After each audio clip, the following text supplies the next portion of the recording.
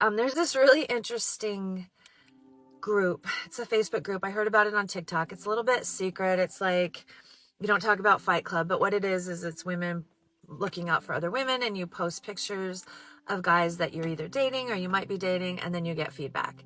So I've done that a lot, and I've got a lot of really good information. For instance, like, I know, this is like hysterical, I know how some people are in bed who I've never met in person, because we have these private conversations with women who have been with some of these guys. So, and you also hear about guys who are like really bad news, sexual assault, criminal records, etc.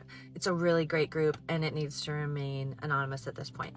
Anyway, I met online this match with this super cute, adorable, like hot guy, super cute, adorable, hot guy.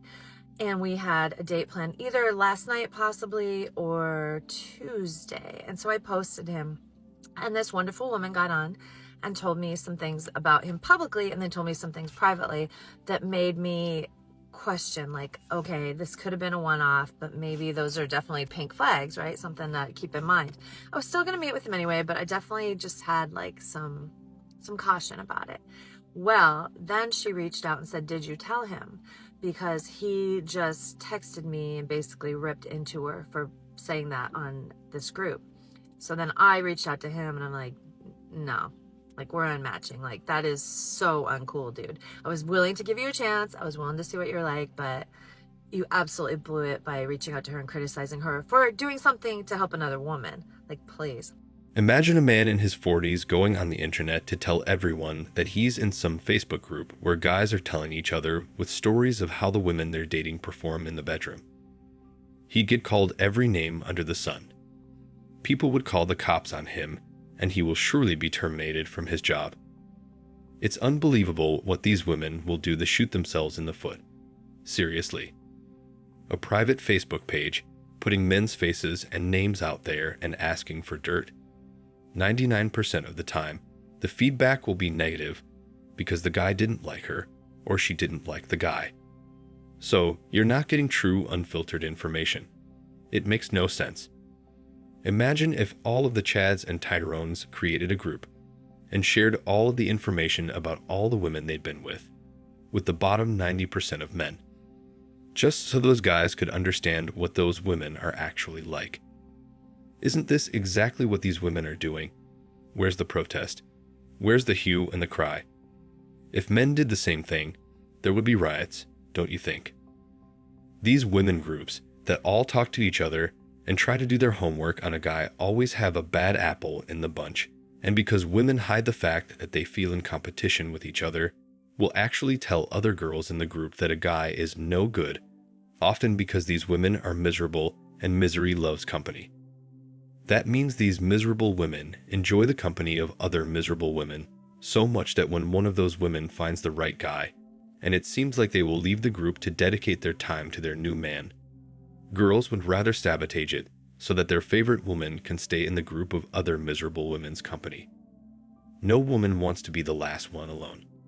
That's a reality they are never going to come to terms with.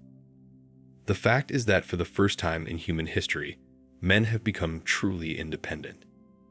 Never before have men been given the chance to pursue their goals and fulfillment, without the weight of a woman and children dragging them down and rooting them to the ground. Thank God for M2 and subsequent insane laws that kicked us all in the back hard, if not careful and aware.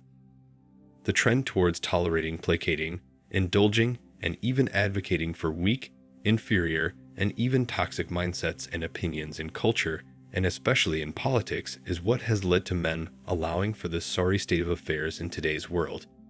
If more men would simply return to a more practical, disciplined approach to all aspects of life, the natural order of things in a healthy society would quickly fall back into place. Not just tired of dating, but seeing long-term relationships as a big no, because they know how the story goes. They can read the subtext when a woman says, "How much do you earn? What sort of car do you drive? Aren't women the best human beings ever?" And they look at the 4 or 5 who are asking these questions and think, you're not even worth it.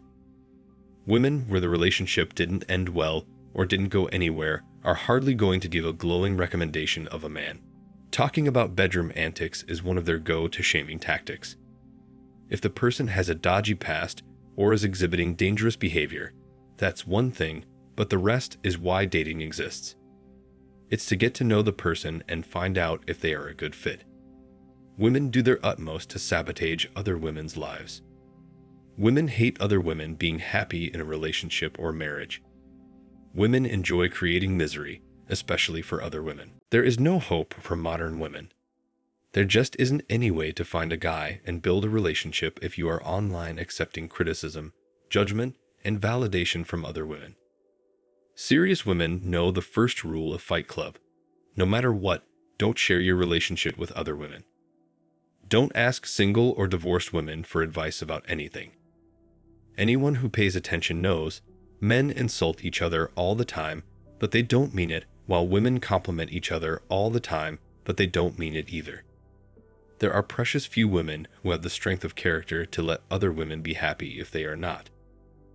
I particularly enjoy the presentation by the lady sitting in her car, describing how she was tapping into the female hive mind.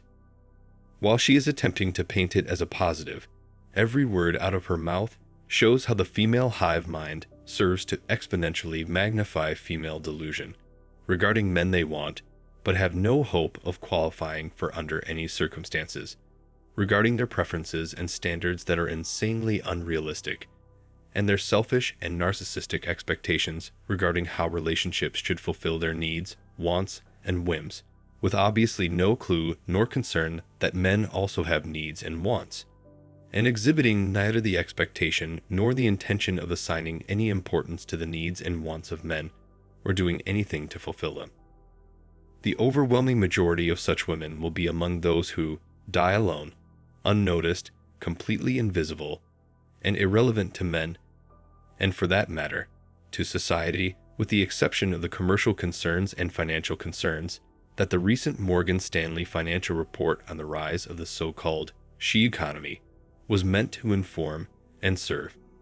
Those companies will milk these women for every dime they can get, and given the natural proclivity of the overwhelming majority of women to spend every dime that they make, the businesses should make out like bandits. As men, we are natural, instinctive, and highly effective problem solvers. And the problem is that women today provide nothing of value to men. And if men enter into relationships and or marriages with them, offer a clear and present danger to men.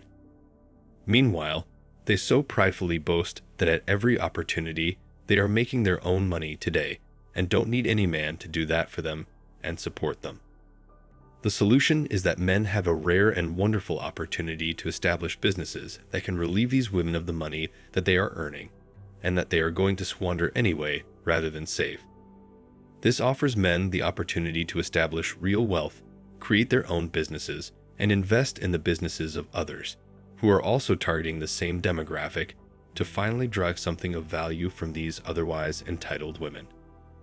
The woman in the car says that she was doing what everybody else was doing, but dating apps only recently became a mainstream dating option. So that means that at her age, she's been doing this long before dating apps. But I love how when women finally realize that their own worst enemy was them all along, they try to cope and rationalize away their selfishness and poor choices. In fact, it infuriates me because we also want what they want. But the only problem I see is that they only want what we want only after they have nothing left to offer us as men. Because while they can, they are going to date everybody they want that ironically is consistently bad for them until it's all in the rearview mirror for them. So, what's the point of dating? Older women have developed a holier-than-thou attitude, and men of any age have simply had enough of it. The case in point is just because a man has a past record doesn't mean he's had serious charges and maybe he served his time and paid his fines. So why should he be automatically disqualified as a potential candidate as a partner? At least check and verify first before jumping to conclusions. Women in their 40s simply can't afford to be so damn picky as they were when they were younger, or else all they will be left with is a lonely apartment populated by 12 pet cats. Thanks for watching Man Reacts. Show us your love and support by liking this video, sharing it with your friends, and subscribing to the channel. and let us know your thoughts on this in the comments. We're always up for a healthy debate and discussion.